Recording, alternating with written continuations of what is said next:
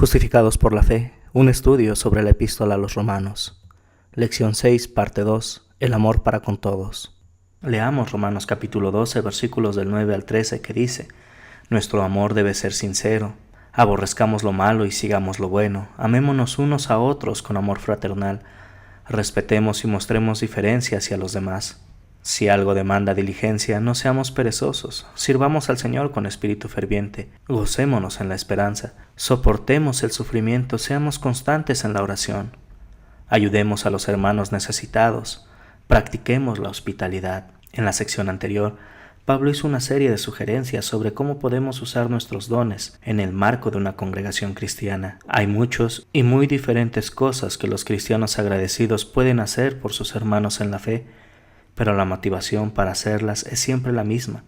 Esa motivación es el amor cristiano por todos los que nos rodean. Nos mueve a servirles con los dones que Dios nos ha dado. En un párrafo que habla tanto de la necesidad del amor, puede parecer un poco extraño oír que el apóstol utiliza el término aborrecer.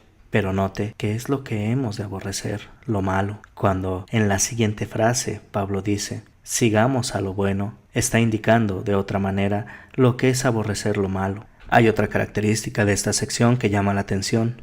Se trata de las frases cortas que Pablo usa.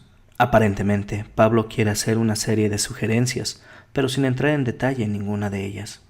Es como si fueran elementos enumerados en un esquema. Los versículos 12 y 13 son un buen ejemplo.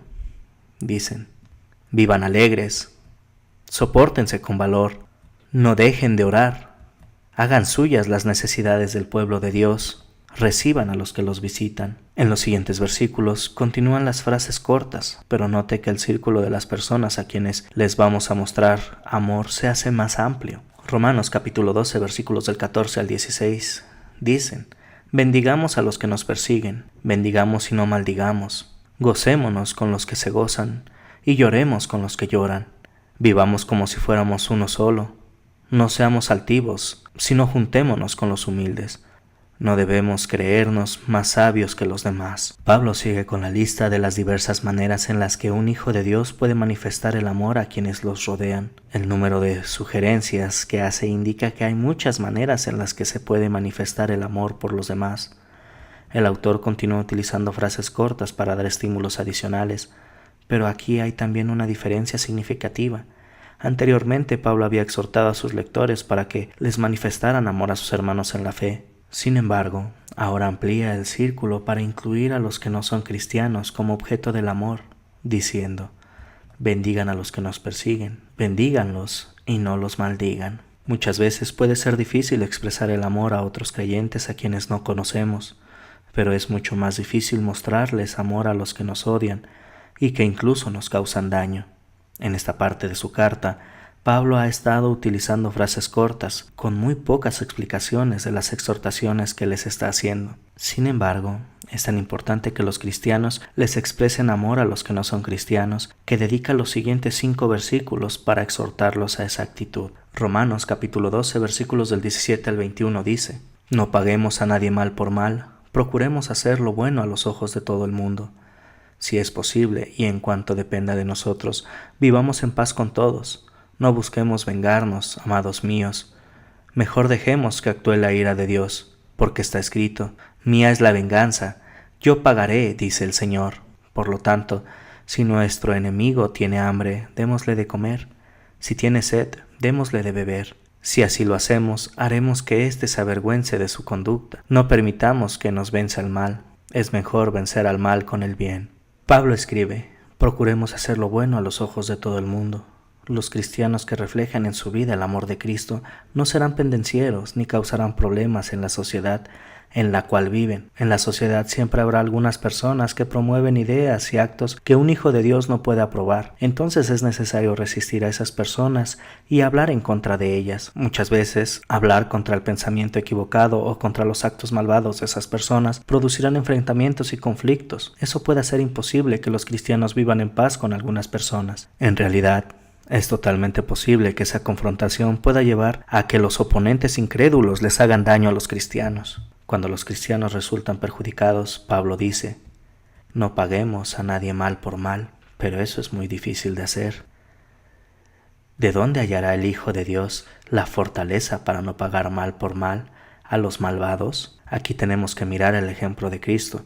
Cuando los soldados lo estaban clavando en la cruz, él oró diciendo: Padre, perdónalos porque no saben lo que hacen. Pero Cristo no es solo un ejemplo para que lo sigamos, sino también es quien nos da la fortaleza para reflejar su amor, perdonando a los que nos hacen daño. Cuando pensamos en el amor de Cristo por nosotros y el sacrificio que hizo, también estaremos dispuestos a amar a personas que han pecado contra nosotros. Hay también una segunda razón por la que los cristianos no buscan venganza. Pablo dice: no busquemos venganza, amados míos, mejor dejemos que actúe la ira de Dios. Los cristianos no tienen la tarea de corregir todo lo que está mal en la sociedad. Es Dios quien lo controla todo. Si los malos insisten en hacer lo malo, Dios no los obliga para que se detengan aquí en la tierra, pero sí los hace responsables. El día del juicio final se acerca y ese día Dios se ocupará de ellos. Pablo cita el libro de Deuteronomio del Antiguo Testamento donde Dios dice: Mía es la venganza, yo pagaré, dice el Señor. Pablo añade una tercera razón para no buscar venganza.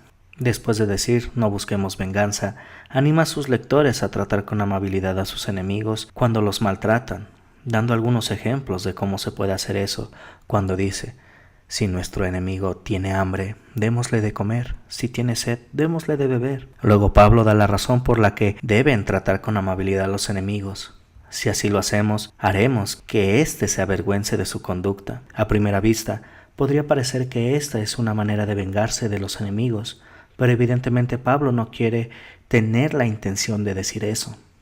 Más bien, aquí Pablo está usando el lenguaje figurativo para ilustrar un sentimiento o un estado de ánimo en los enemigos. En ellos el hecho de recibir tratamiento amable de personas a las que han maltratado puede tener el efecto de que su conciencia los acuse, y el arrepentimiento puede ser tan intenso que lo sientan como si les ardiera la cara. El efecto deseado será que los antiguos enemigos vean el error de su conducta y sean llevados a Cristo y a su mensaje de perdón. Aunque el resultado no siempre será favorable, lo que siempre se espera es ganar al enemigo. De esta manera, el bien del cristiano vencerá el mal del enemigo. A eso los exhorta Pablo cuando dice: no te dejes vencer por el mal, al contrario, vence con el bien el mal. Al comienzo del capítulo anterior, Pablo les recordó a sus lectores que Dios les había mostrado su gran misericordia en Cristo.